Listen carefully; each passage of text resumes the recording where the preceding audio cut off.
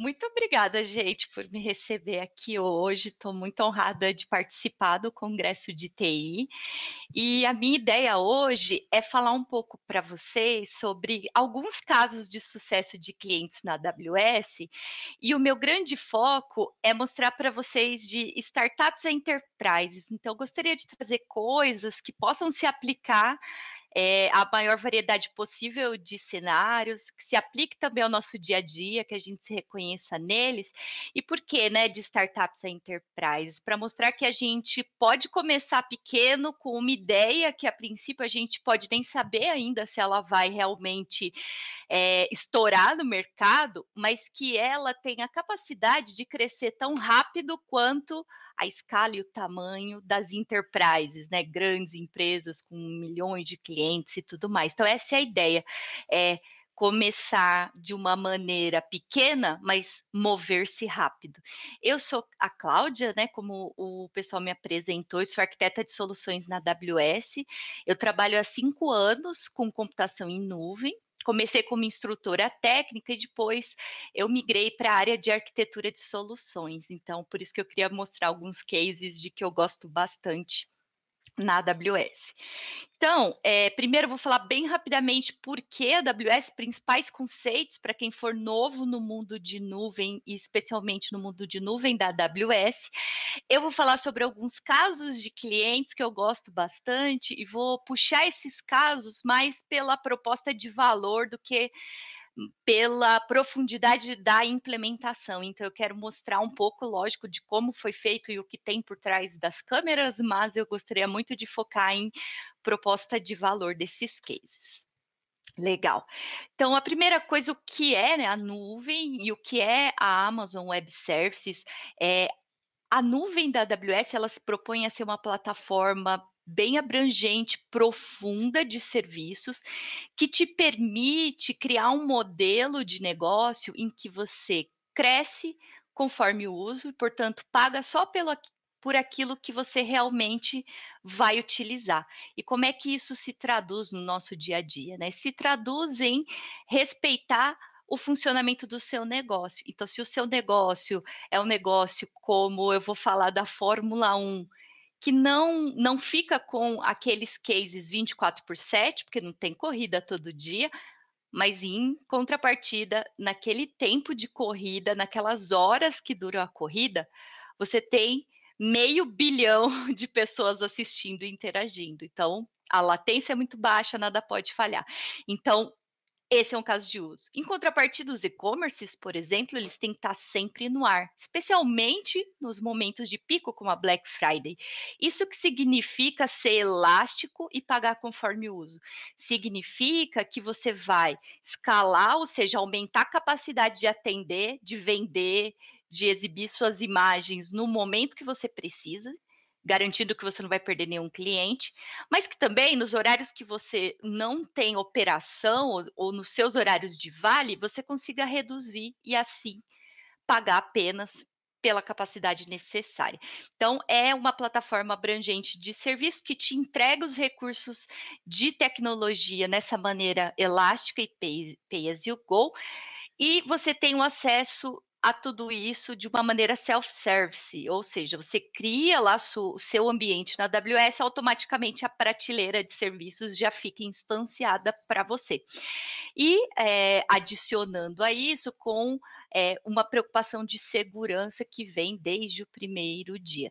Então, nisso a gente traduz a nuvem da AWS, e a AWS também surgiu da experiência enorme que a Amazon.com adquiriu com ambientes escaláveis, altamente distribuídos, e esse expertise de como manter esse tipo de negócio, esse tipo de ambiente, deu origem à Amazon Web Services, que hoje é uma empresa separada, e a gente atende a Amazon.com como um dos clientes, que é um dos cases que eu também vou falar um pouquinho aqui durante a minha apresentação, tá bom? Bacana. E por que adotar a nuvem, né? Para quê? Por que eu vou fazer isso?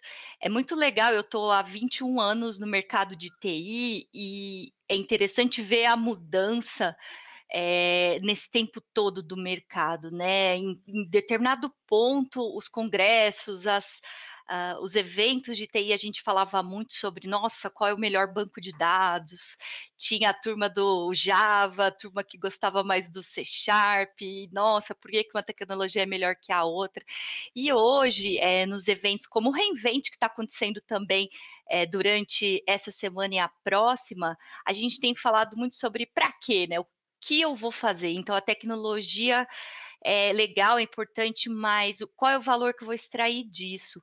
Então, muito mais do que uma plataforma super extensa e profunda e madura de serviços, a nuvem vem para trazer agilidade, e agilidade no nosso dia a dia se traduz tanto em entregar mais rápido uma funcionalidade, quanto também em aprender mais rápido, em permitir com que os times experimentem mais rápido. Eu vou falar um pouco sobre isso usando o case da Fórmula 1 para explicar melhor como que na prática isso acontece, né, como que a nuvem e também a abordagem que a nuvem permite vai trazer agilidade. A redução de custos pela via do eu só pago pelo que eu uso quando eu usar. E também a possibilidade de você ter uma prateleira de opções e que evolui num passo super rápido de inovação, que permite com que você tenha coisas novas que possam te trazer eficiência. Então, por exemplo, as instâncias, as máquinas virtuais que a gente chama de Elastic Compute Cloud, elas vão criando, vão ganhando famílias novas, e as famílias novas, elas trazem inovações em termos de hardware, inovações que fazem com que você rode mais capacidade com a mesma quantidade de CPU, de memória, e isso se traduz em redução de custo, em um custo eficiente. A elasticidade que eu comentei, então eu não escalo apenas para atender minha demanda e evitar que eu perca clientes, evitar que eu perca negócio. Eu também desescalo de uma maneira que, se não é o horário que eu preciso, então tá, eu não preciso daquele recurso. Tem uma estatística que é até um pouco antiga já, mas que se a Amazon.com fosse provisionar o ano dela pelo Prime Day, que é uma data até com maior carga do que a Black Friday, eh, mais de 70% da capacidade do parque de computação seria ociosa. Então, se ela fosse instanciar a capacidade full que ela precisa no Prime Day o ano inteiro, 70% ali ou mais do data center ficaria só aguardando o dia do Prime Day chegar, e é isso que a gente quer evitar. Inovação mais rápida, a inovação mais rápida ela é um fator importante, porque, se você não consegue testar, experimentar, dificilmente você vai comprovar valor. Então a gente tem uma cultura na Amazon de inovação em que você, trabalha a partir de uma ideia sem pensar nas restrições. Então, para não pensar em restrições, você tem que ter opção, você tem que ter como lançar os recursos de uma maneira rápida, botar em prática, fazer um teste e ver: "Não é isso mesmo que eu quero", ou desistir rápido. Então, o importante não é não falhar, é falhar de forma rápida e barata e tirar aquilo da frente e partir para a próxima. Então, quem leu a última carta dos investidores do Jeff Bezos percebeu que ele falou muito sobre isso, sobre qual é a escala que a Amazon gasta em dinheiro com falhas. Ela é grande porque a inovação também é grande, uma coisa vem associada com a outra. Eu tenho que tentar para poder encontrar, né, aquilo que é mais eficiente para o meu cliente. E a capacidade de ser global em minutos. Então, existe uma infraestrutura instanciada que eu trouxe aqui para vocês, com 25 regiões, e por que que isso é importante para mim? Isso é importante porque abre um leque de possibilidades. Então, se eu estou começando com a minha startup de entregas, por exemplo, em São Paulo, e ela dá super certo, e eu quero expandir para outros lugares, Europa, Estados Unidos, África, eu posso fazer isso. Por quê? Existe infraestrutura no mundo inteiro, eu consigo prover baixa latência e proximidade das aplicações, assim que eu começo a fazer sucesso. Então, se eu uso as abordagens corretas de construção de código e infraestrutura como serviço, em questão de minutos ou até segundos, eu estou com a minha infraestrutura espalhada. O melhor case disso que eu conheço é o Netflix. O Netflix está espalhado em algumas regiões, principalmente Estados Unidos e Europa. E aí eles usam para resolver duas questões de negócio deles. Primeiro é proximidade dos usuários, ou seja, quem está na Europa, recebe conteúdo a partir de uma região geográfica mais próxima, portanto a latência vai ser menor. Por um outro lado, também eles usam isso como estratégia de recuperação de desastre. Uma região consegue assumir o controle caso a outra venha a falhar. Então, não sei se vocês já ouviram falar no Simian Arm, o Chaos Monkey é um script super famoso deles, em que eles testam no dia a dia desastres, indo de perder uma máquina até perder uma região inteira. Então, eles testam até um desastre que indisponibilize uma região completa. Nesse momento, o que eles fazem? Eles redirecionam automaticamente o tráfego de usuários para a região mais próxima que estiver disponível. E isso é o grande trunfo de você ter uma infraestrutura global. Então, se eu tenho as minhas aplicações em Virgínia, por exemplo, eu posso ter um disaster recovery na Irlanda. Então, eu já tive clientes, por exemplo, que tinham aplicações como SAP, que é uma aplicação crítica na indústria em São Paulo, e faziam disaster recovery na Virgínia. Então, estou dando esses exemplos para mostrar, né, por que isso me importa, né? Não é só que, nossa, que bacana, a Amazon tem 25 regiões, ela tem um sentido disso acontecer.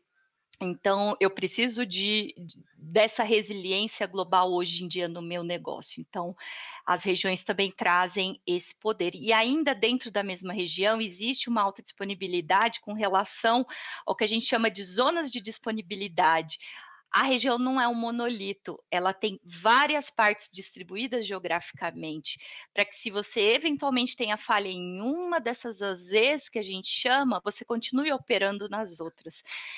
Isso é o que vai trazer resiliência. Então, eu li alguns estudos que falam sobre cada milissegundo que você aumenta no carregamento do seu e-commerce, derruba substancialmente a probabilidade de vendas.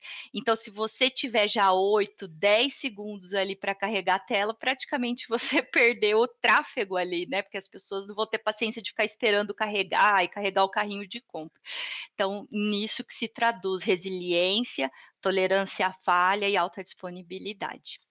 Aqui eu também trouxe bem rapidamente uma jornada típica de nuvem, né, em que a gente olha um pouco o valor, que é o valor para o negócio e o tempo das coisas, porque existem aplicações que você consegue rapidamente instanciar na nuvem, existem outras que precisam de refatoração, algumas outras que precisam de uma rearquitetura, e tudo isso compõe a sua jornada para a nuvem, dependendo de qual é o tipo de empresa. Se é uma startup que está começando, ingressando e criando já tudo nativo em nuvem, ou se é uma empresa que ainda precisa estabilizar a jornada, né? Então, existem diversas etapas em que isso pode acontecer e você vai se preparando para elas, né? Até o momento que você escale e aí consiga operar a nuvem em escala. E aí, entrando no tema especificamente, né, da nossa conversa, que é que tipos de clientes já construíram as suas soluções de nuvem, nossa, existe assim uma infinidade de clientes, né? São milhões de clientes ativos na plataforma da AWS e a gente vai desde startups até grandes empresas, grandes enterprises, podendo destacar aqui uma que é o Netflix, né? Que saiu de um status para o outro, porque hoje já é bastante gigante. Um que eu vou falar em breve, o iFood, o Airbnb, aqui também tem Capital One, que é um banco, a Unilever, que é uma indústria, né, a CPG, empresas de saúde. Então, é só para mostrar um pouco da abrangência de coisas que a gente pode fazer com uma plataforma de nuvem, na infinidade de casos de uso. Eu, especificamente, de mais ou menos 1 ano e meio para cá, tenho tido um foco maior em indústria, especialmente indústria de bens de consumo. Então, eu vou mostrar um pouquinho sobre isso também e mostrar um pouquinho no final alguns cases sobre esse assunto também, tá bom?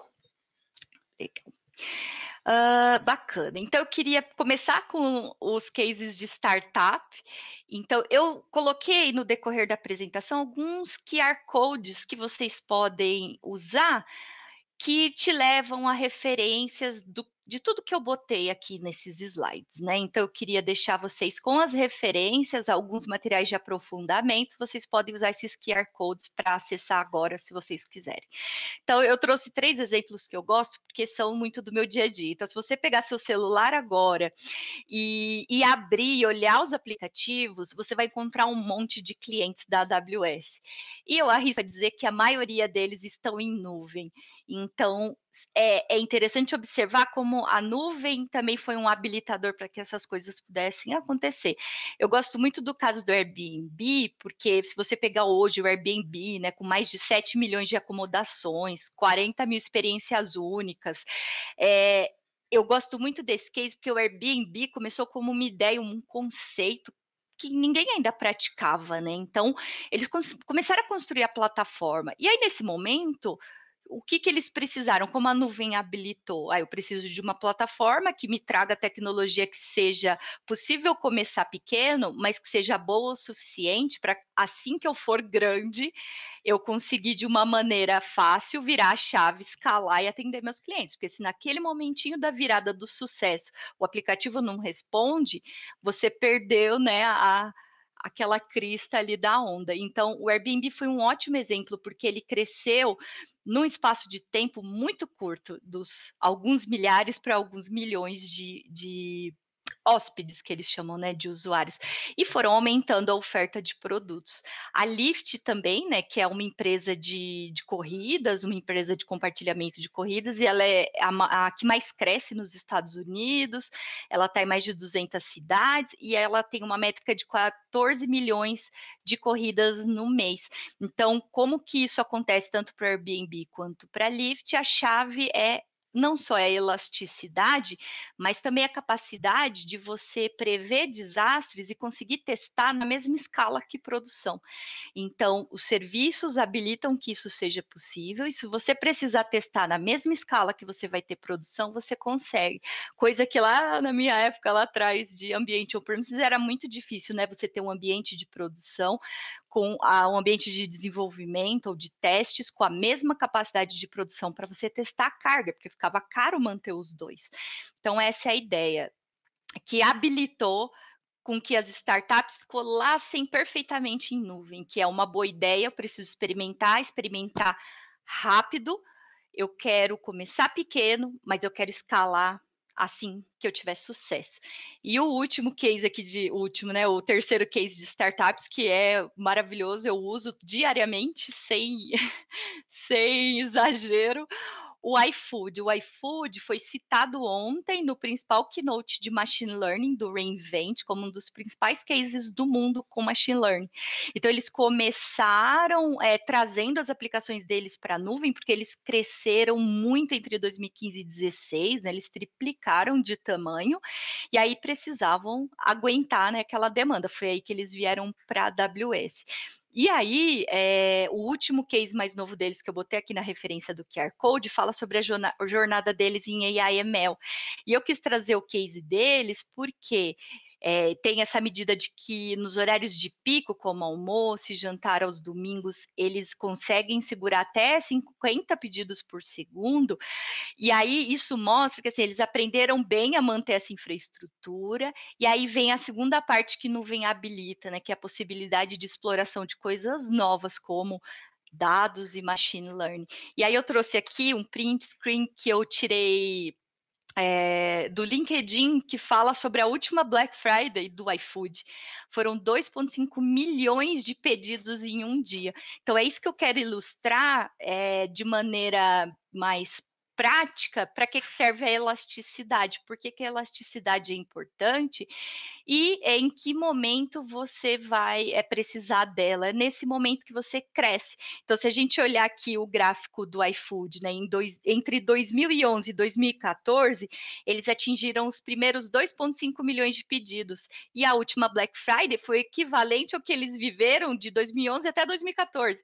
É isso, a nuvem vai ajudar você a crescer na medida que você precisar. Então, esse é o grande habilitador para as startups especificamente. Ai, legal, virei um iFood, porque eu nem sei mais se eu posso chamar o iFood de startup pelo tamanho, né, que o iFood, a proporção que o iFood ganhou.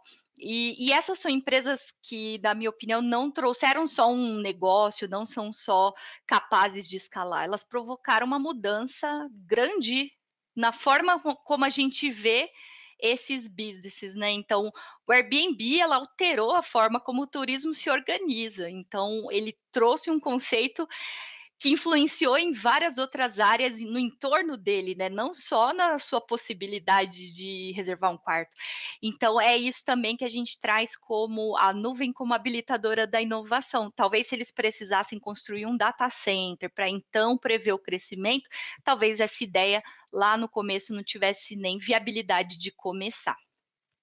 E aí, queria trazer um outro case que eu adoro, que é muito legal, e que vocês podem acompanhar esse case aos domingos, aos sábados, né, quando tem treino.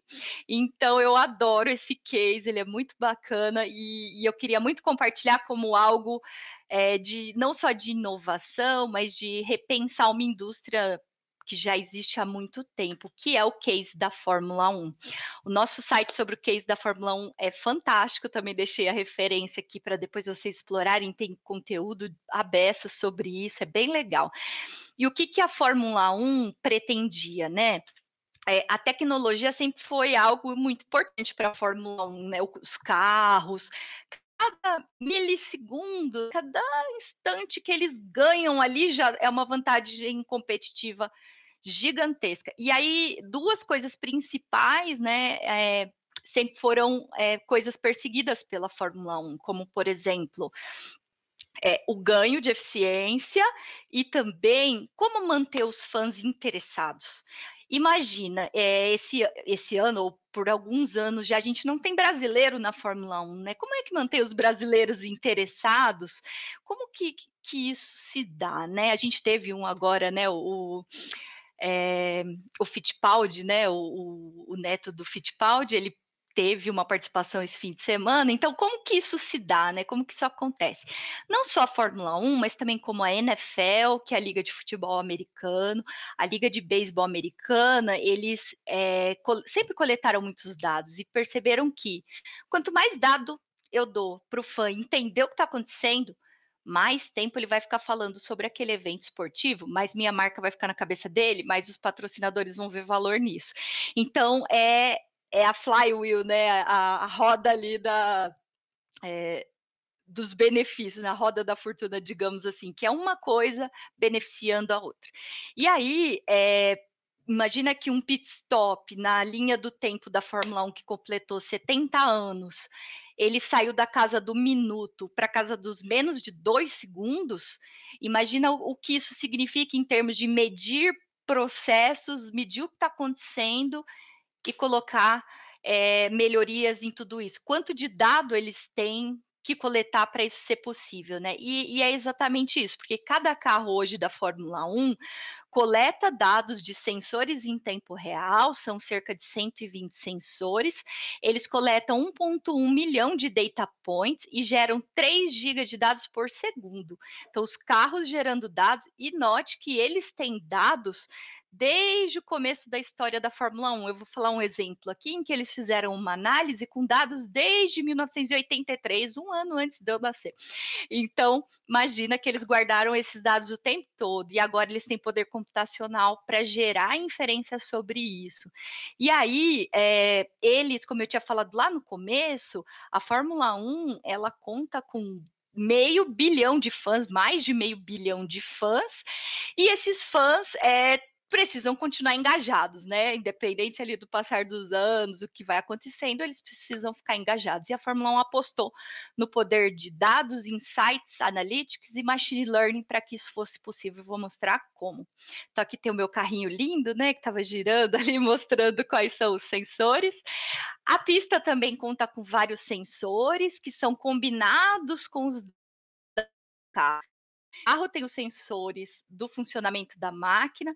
A pista também, por exemplo, condições do tempo, né? Quem não lembra do Senna, que corria melhor em situação de chuva. Então, existem vários sensores também na pista, para entender onde é que o carro está agora. Imagina que 1 segundo da Fórmula 1 a informação já está desatualizada, né, em 1 segundo já passou ali um tempão, as coisas já mudaram. Então, a latência que a gente fala, né, que é o tempo dessa informação estar acessível, ela é muito baixa.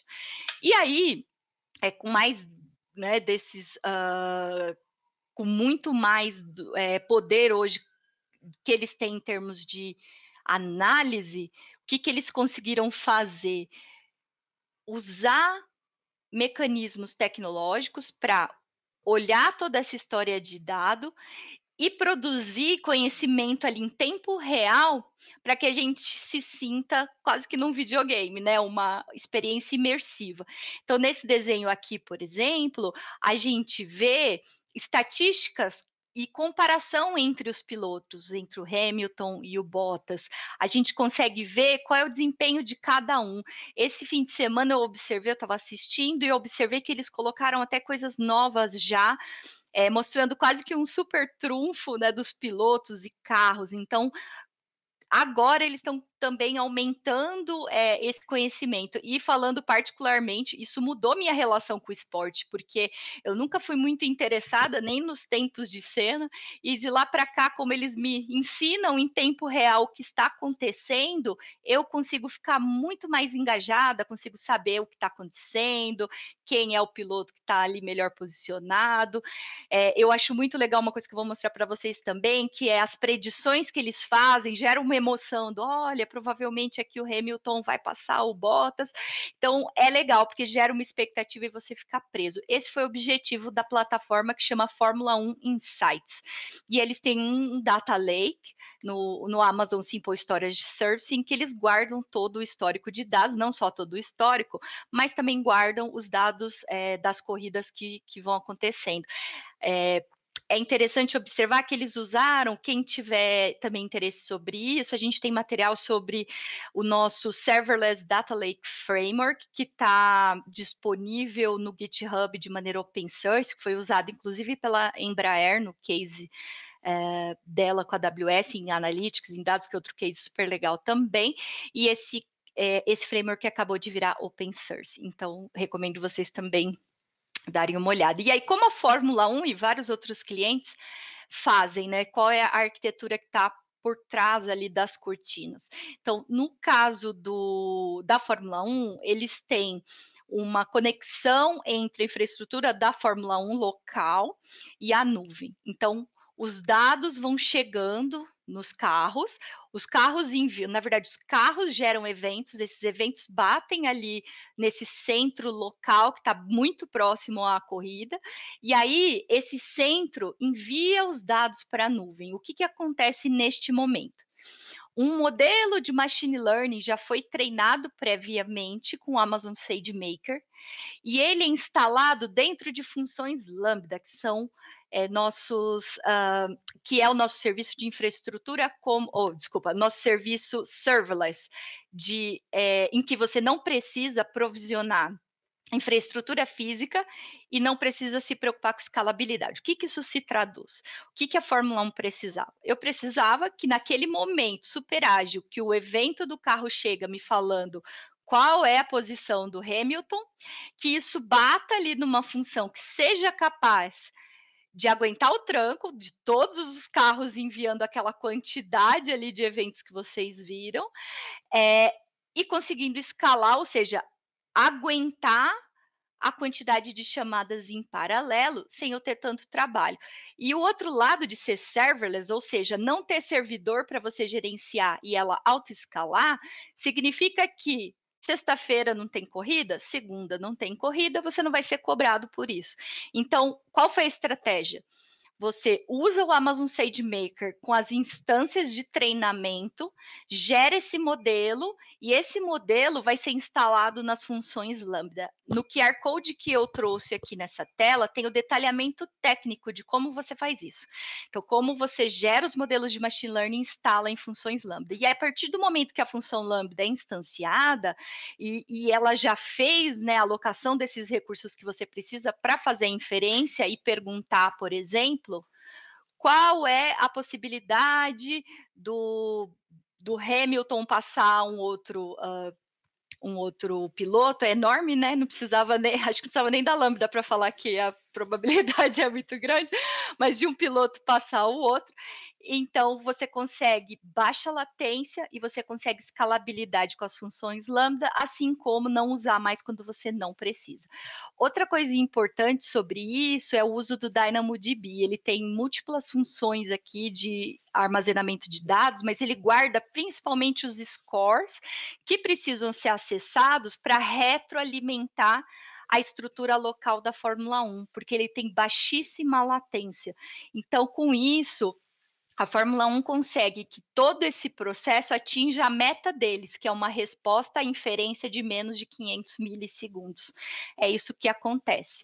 Eu vou mostrar o que são inferências com alguns exemplos logo aqui depois, para falar o que exatamente entrega, né, de valor essa função lambda. Mas a arquitetura, então, são vários microserviços, que são pequenas funções de código com objetivos específicos, funcionalidades específicas, e elas atendem determinados propósitos, escalam conforme as chamadas acontecem, e assim que elas terminam, ela para de ser consumida ou de consumir recursos. O Amazon DynamoDB segue a mesma abordagem serverless, em que você tem um dado armazenado num banco que tem uma escalabilidade bem grande. Para vocês terem ideia de escala dele, o DynamoDB é usado também pela Amazon.com durante Prime Day, durante Black Friday, enfim, o ano inteiro. Então, é um banco de altíssima performance e baixa latência, que é tudo que é necessário na Fórmula 1, né? Já que cada milissegundo aqui importa.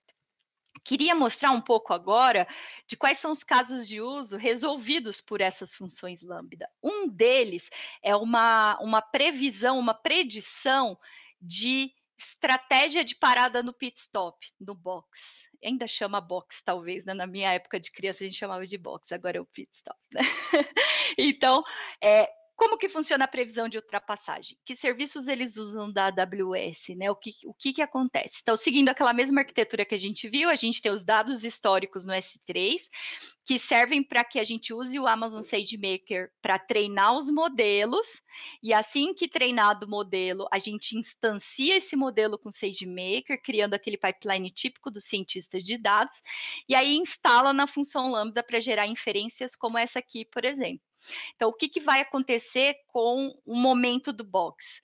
Na tela hoje a Fórmula 1 coloca qual é o gap previsto entre dois pilotos no momento da decisão do box. Então, como que eles deveriam planejar? Será que o segundo lugar para primeiro ou será que o segundo lugar deveria esperar o primeiro parar? O que é melhor?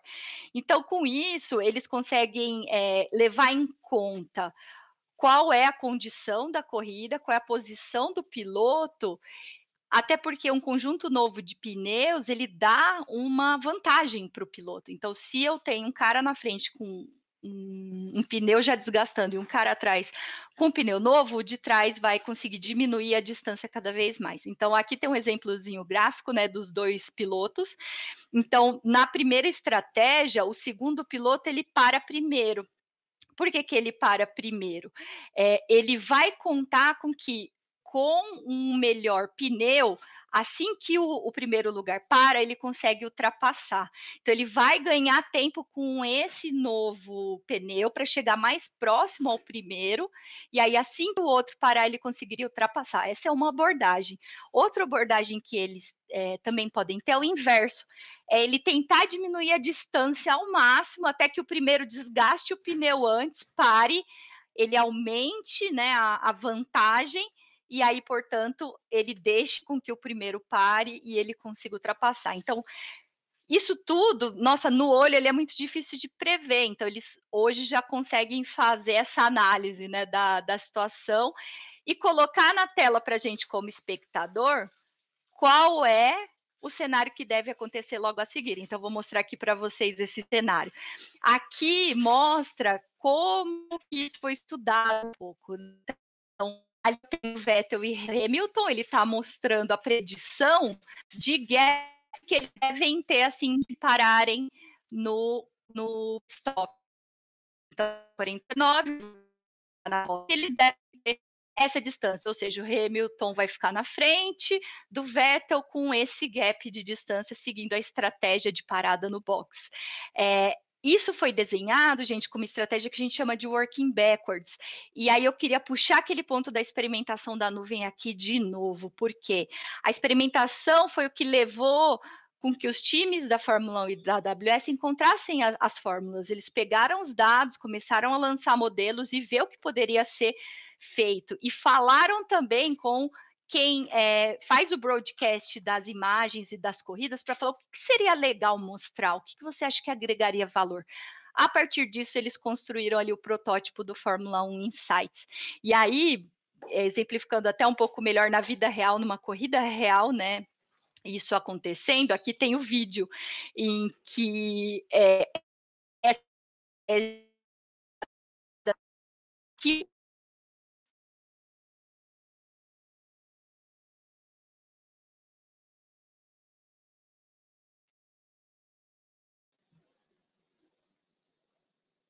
Fala pessoal, deu uma cortadinha aí na transmissão dela.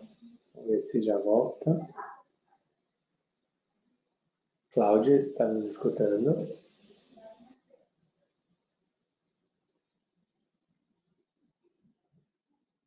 Segundinho, ela ainda está conectada, não caiu, mas não está passando áudio nem. Vamos dar um tempinho para ver se ela Retorna. Retorna.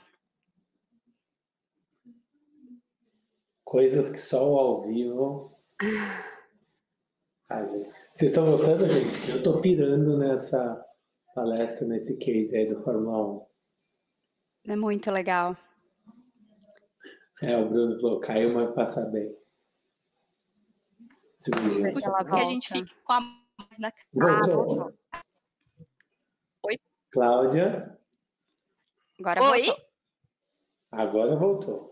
Voltou? Ai, voltou, gente? Deu uma... Perdão, me avisei. Obrigada. Obrigada por me avisar, gente. Ótimo, obrigada. Legal, gente. Para finalizar essa parte que eu gosto muito desse case, tem muita informação, eu queria deixar essa referência para vocês, que ali é um caso em tempo real, né? Mas aqui mostra uma análise histórica dos dados. Então, o que é possível fazer com esses dados? É possível saber qual é a melhor composição de piloto para você contratar aquele ano na sua equipe, por exemplo. Então, o que eles fizeram? Eles fizeram uma análise deixando com que o carro não fosse uma variável. Como é que eles fizeram isso? Está vendo esse grafo aqui de fotos? Eles colocaram uma análise de um piloto contra o outro, pilotos que dirigiram o mesmo carro na mesma equipe. E aí foram fazendo essa análise de gap um contra o outro para perguntar quem foram os mais rápidos da história, tirando variáveis como o tempo, acidentes e tirando também a variável do carro. Então, foi isso que aconteceu. O Senna, claro, foi o primeiro. Também não precisava nem falar, né, gente? Mas eu queria destacar aqui o Rubinho em 11º, né? O pessoal sempre faz brincadeirinhas dele, o que não é verdade. Os dados mostram que ele é o 11º mais rápido da história. Então, é um case muito bacana. Eu também botei o QR Code para vocês verem aqui.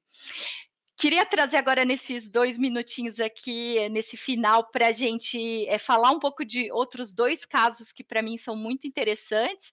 Um que eu queria convidar vocês a conhecerem mais é o case da Volkswagen Industrial Cloud. Então a gente sai da Fórmula 1, né, que é uma indústria diferente de entretenimento, para uma indústria automobilística que reinventou a sua maneira de monitorar o ambiente de fábrica. Então, aqui vocês conseguem ter acesso a esse case que também é público, também tem as nossas referências aqui.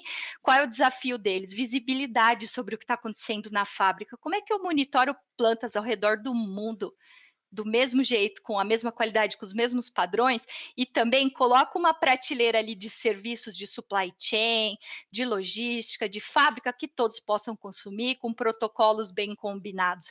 Isso se chama a Industrial Cloud, que usa uma plataforma de serviços de IoT da AWS, então ela age, né, como intermediário entre as fábricas e a nuvem, assim como a gente viu um pouco também no case da Fórmula 1, né, em que a gente consegue estender ali as capacidades para a nuvem e ampliar a escala de análise e de capacidade para níveis nunca vistos antes. Então, esse é o case da Volkswagen Industrial Cloud, que vale muito a pena vocês conhecerem, e os resultados que eles já conseguiram obter até agora foi que eles já conseguiram fazer o onboarding de diferentes plantas. Isso parece, né, simples, mas não é, porque cada país tem uma configuração diferente, as fábricas foram criadas em momentos da história diferentes.